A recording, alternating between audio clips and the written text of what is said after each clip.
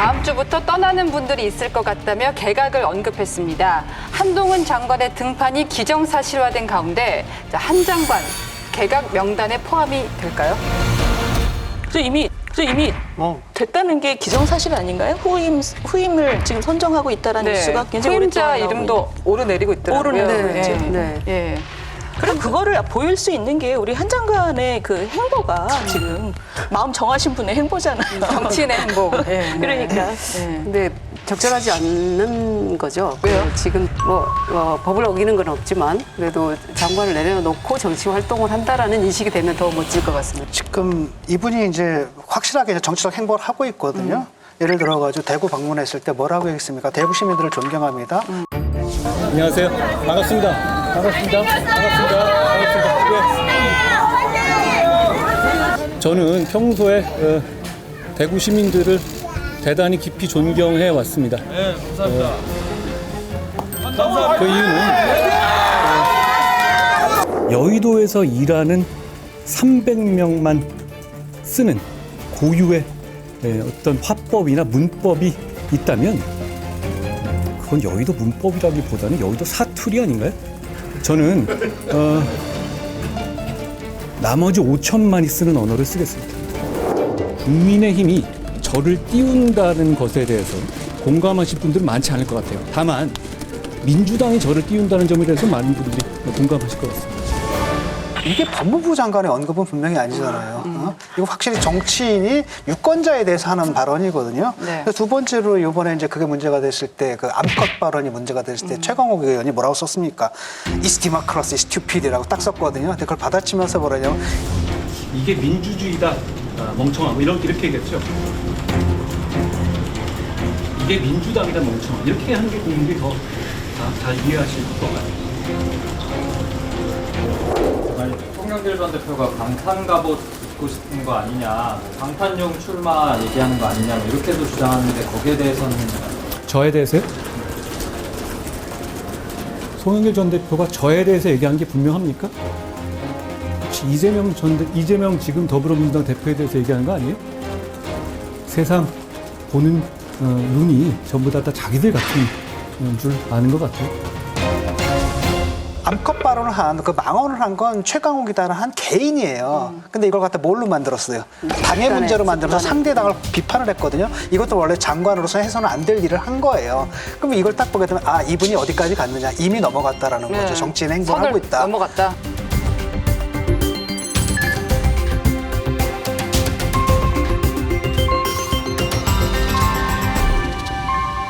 그 메시지가 이번에도 이제 그 문제였지 않습니까? 울산 가가지고 또 정주영 이걸 얘기를 하는데 지금이 2023년 11월이니까 정확하게 50년이고 어린 제가 태어난 해기도 합니다. 이 울산의 허허벌판 백사장의 조선소를 밀어붙이는 정주영 같은 선각자들의 무모했던 용기, 오늘의 우리가 있다고 생각합니다. 이 농지개혁이 만석군의 나라였던 대한민국을 이병철, 정주영, 구인회, 최종현 회장과 같은 여러분들의 선배 기업인들이자 대한민국의 영웅들이 혁신을 실현하고 마음껏 활약할 수 있는 기업인의 나라로 바꾸는 대전환의 계기가 됐다고 생각합니다. 그 이미지 식기에 나선 거거든요. 지금은 뭐냐면 기업의 저승사자로 알려져 있는데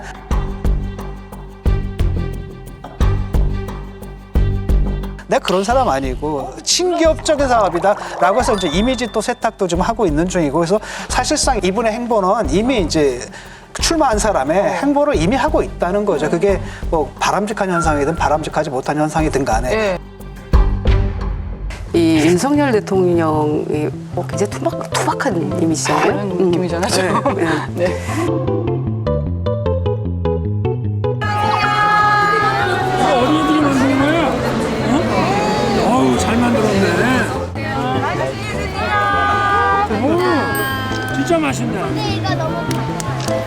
이 한동훈 장관을 보면 굉장히 그 엘리트 이미지, 거기에 이제 다소곳한 이미지, 사진 찍을 때도 항상 서로 모으고 이렇게 찍는 것을 보면서 시민들하고 찍을 때. 그렇죠. 예. 그리고 굉장히 친화력이 좋게 보이는데 거기에 한동훈 장관의 이런 세련된 이미지가 굉장히 보완을 해주고 있다라고 보여지고.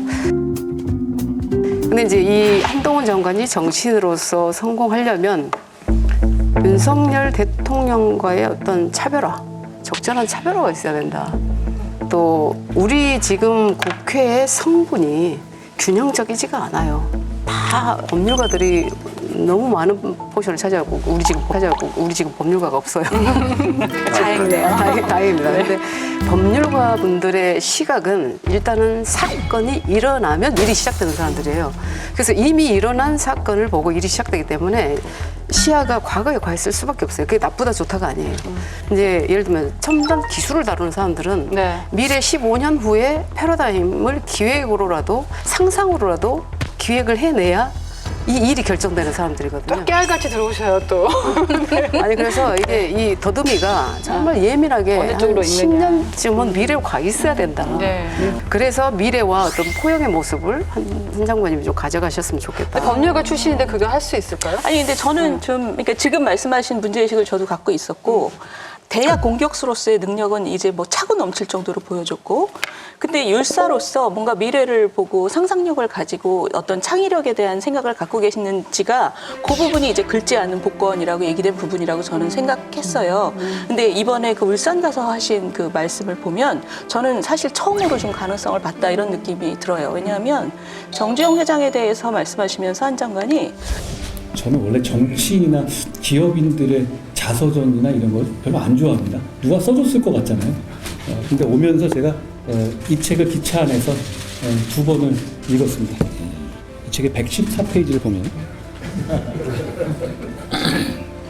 조선은 리스크가 큰 업종이긴 하지만 많은 이들에게 직장을 제공할 수 있고 많은 연관 산업을 일으킬 수 있는 종합 기계공업이기 때문에 국민 경제적 입장에서 꼭 필요했다. 둘째, 우리는 외화가 필요했다. 이렇게 나옵니다. 이 결정이 바로 이 세계 최고의 조선업 현장이 된 것이고요. 이 조선업 현장이 없었다면 대한민국이 그리고 여기 모인 우리 모두가 지금과는 달랐을 것 같습니다. 정말 존경의 말씀을 드릴 수밖에 없고요. 그게 우리나라의 개발의 역사에서 굉장히 중요한 포인트거든요. 먹거리를 계속 고민하면서 만들어내는 기업가의 역할이 전체 국민의 그 삶을 계층 이동을 시켜가면서 서로 같이 갈 수 있도록 만들어주는 이 운동장을 만드는 역할을 국가가 해야 되는 거죠. 국가가 착취 못하게 하고 공정한 룰을 만들지만 결국 이 둘이 서로 상생하도록 만들어주는 역할을 하는 게 국가인데 이런 그림을 보고 있는 율사를 제가 본 적이 없어요, 이때까지. 근데 이번에 네. 그 울산에 가서 그 얘기를 했을 때 아, 저분은 이 머리가 좀 말랑말랑하신 율사인 것 같다.